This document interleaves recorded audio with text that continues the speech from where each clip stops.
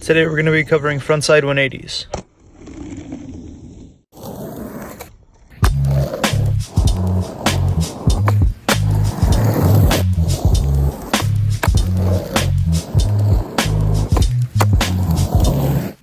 This video is going to be split into two different parts.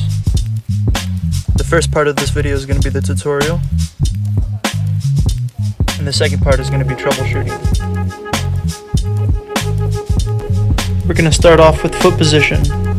As a general rule of thumb, I like to keep my front foot mostly on the board for front 180s. If you're just starting to learn frontside 180s, it'll probably be easier to hang your toes off a little bit more and put your front foot higher up on the board.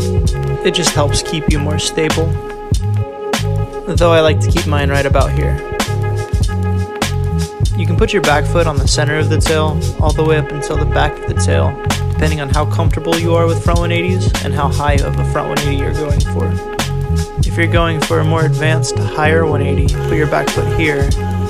If you're more of a beginner and you're just trying to learn the front 180, put your back foot here. This allows you to just scoot the board around.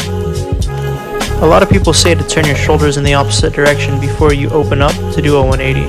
But personally, I find that it works better to just have my head facing forward already and pop with the intention of throwing my shoulders frontside. In my opinion, it just takes less effort to do the trick when you do it like this. Bend down with your head facing forward, throw your shoulders frontside and have them facing forward before you even pop. Then try your best to pop a solid ollie that sticks to your feet. If you let your hips continue in the rotation with your shoulders, the board should turn the rest of the way. When you first start learning 180s, they're probably going to look something like this, and that's totally okay. You'll slowly get better and better at rotating until you're at the point where you can pop an ollie, and then at the peak, rotate the rest of your 180 on the way down. Now we're going to move into the troubleshooting section of this video. The first issue that we're going to cover is slipping out. There's a few reasons that this could be happening. This could be caused by under-rotating, over-rotating, or leaning too far back. If you under-rotate your shoulders and you land with your shoulders facing forward, but you're still back on your board, it's inevitable that you're going to slip out, so you want to make sure that you're throwing your shoulders frontside more. However, if you rotate your shoulders too much, your board can still slip forward, and you'll slip on your front side facing backwards. It's all about practicing and finding that happy medium of how much rotation it takes to get your board around. The second issue is pretty simple, but it can be easily overlooked. But it's a pretty simple fix. If you're falling forward, it just means that you're leaning too far forward, and you need to tone it back a little bit and lean just a little bit more back.